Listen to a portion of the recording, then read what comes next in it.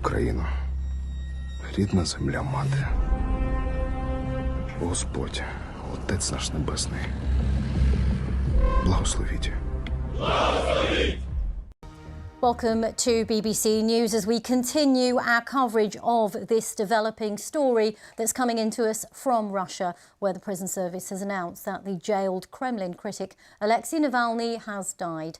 In a statement, it said he felt unwell after a walk and almost immediately lost consciousness. The Interfax news agency says medics spent more than half an hour trying to resuscitate him.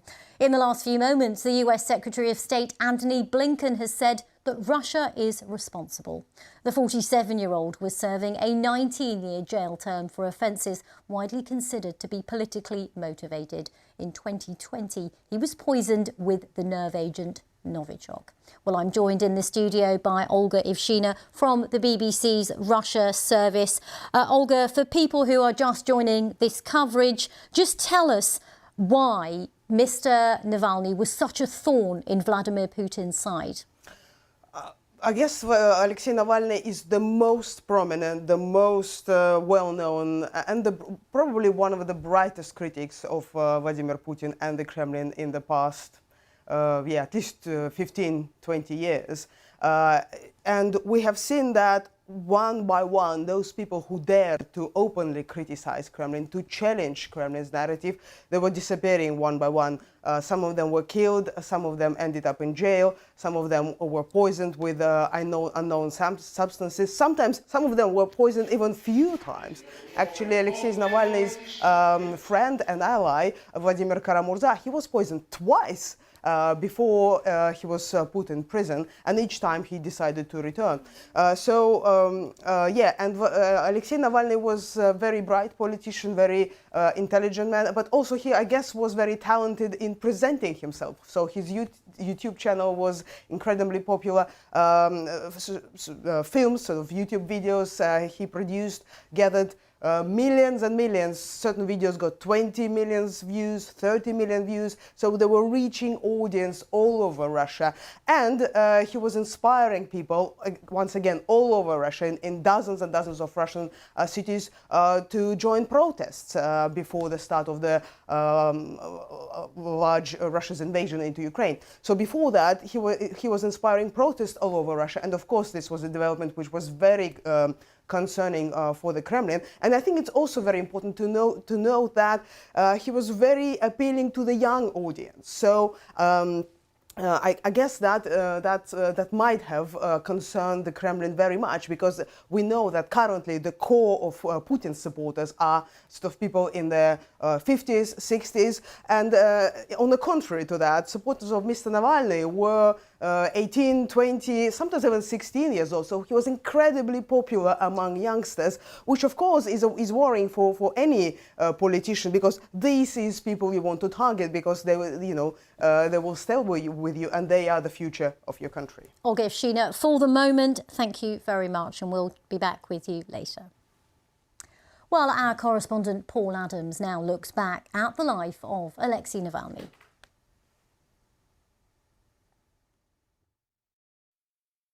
For years, Alexei Navalny was a thorn in the side of the Kremlin. A lawyer by training, he started out as an anti-corruption blogger.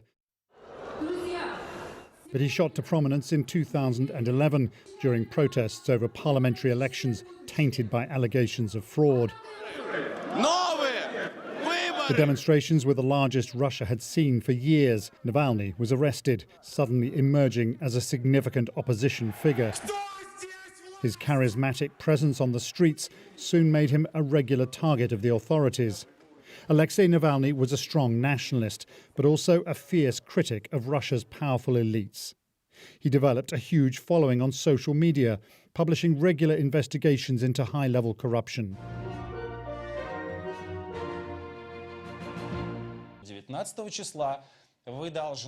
His popular YouTube channel, with its slick videos, was full of allegations against prominent figures. What we are seeing now is that the internet is the #1 concern for the current regime, and its #1 enemy too. His revelations led to official harassment. His offices searched, he and his staff detained. In 2017, he was attacked with green dye, causing damage to his right eye.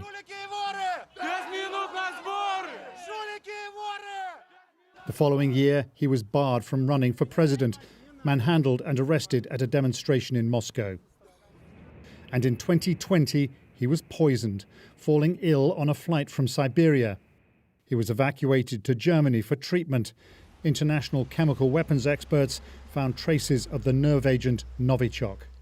Navalny survived and accused Vladimir Putin of trying to have him killed. 5 months later, Navalny returned to Russia, only to be thrown in jail once more. Protests erupted across the country, fuelled in part by publication of yet another video accusing Russia's president of corruption. Despite a hunger strike and international pressure, Navalny remained behind bars, designated a terrorist and sentenced to long years in prison. Alexei Navalny leaves behind a wife, daughter and son, and a country where opposition has been utterly stifled. Paul Adams, looking back at the life of Alexei Navalny. Well, a short time ago, the Kremlin spokesman Dmitry Peskov was asked about Mr. Navalny's death. He told reporters he had no information, but that prison authorities were in the process of determining the cause of the death. As of now, we know currently, in accordance with all existing rules, everyone is engaged in all checks, clarifications and so on. That is, there is no need for special instructions because there is a certain set of rules that everyone is now following.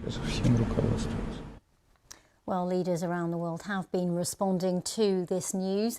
Let's have a listen to the reaction of Jens Stoltenberg, NATO's Secretary General, who's attending the Munich Security Conference. I am deeply saddened and concerned about the reports coming from Russia that Alexei Navalny is dead. All the facts has to be established, and Russia has serious questions to answer. Alexei Navalny has been a strong voice for freedom, for democracy for many years, and NATO and NATO allies have called for his immediate release for a long time. And today my thoughts go to his family and his loved ones, and we remain committed to support everyone that believes in democracy and freedom, as Alexei Navalny has done for so many years. Sorry, I can't do... NATO's Jens Stoltenberg there. Well, I'm joined now by our Russia editor, Steve Rosenberg. Steve, we've been getting a lot of reaction from around the world on this news. What's your take on what's happened? Well, I mean, this is huge news, isn't it? I mean, all we have to go on at the moment is this official statement released by the Russian prison service, according to which Mr. Navalny fell ill after a walk inside the penal colony this morning, according to this version of events, and then lost consciousness soon after that. The Russian prison service claims that prison medical teams were called, and then an ambulance, and that attempts were made to try to revive him, but that those attempts failed. Cause of death unknown. That is the official version of events according to the Russian prison service. We know that the Russian president has been informed of this. We haven't heard any comment from Vladimir Putin yet. Of course, Mr. Navalny was a huge critic of Vladimir Putin, the Kremlin's most vocal critic. And he had it back in 2020 accused the Kremlin of trying to assassinate him with a chemical nerve agent in Siberia. So he'd been in prison here in Russia since 2021 on numerous charges which were widely believed to be politically motivated. In fact, we were in court, if you can call it court. We went to his previous penal colony a few months ago, where he was being charged again, being prosecuted on extremism charges. We watched on video link as he was convicted there. So this is a huge story, of course, here in Russia. Steve, I've asked other commentators about this today throughout our coverage, but given that he was such a prominent critic of Vladimir Putin, was his death an inevitability? I don't think you could say inevitability. I mean, but of course, he had been concerned, his family, his aides had been concerned, especially after he was transferred to one of the strictest penal colonies in the country, past the Arctic Circle, well out of view. And so, yes, there had been concern, especially considering what happened in 2020 when in Siberia he was poisoned with a nerve agent said to be Novichok. So that concern had existed. He had appeared from prison by video link, I think only yesterday, and he looked, well, if you can say healthy, he looked cheerful, he was joking with the people in the court as he appeared by video link. So the news of his death does come as a shock, absolutely.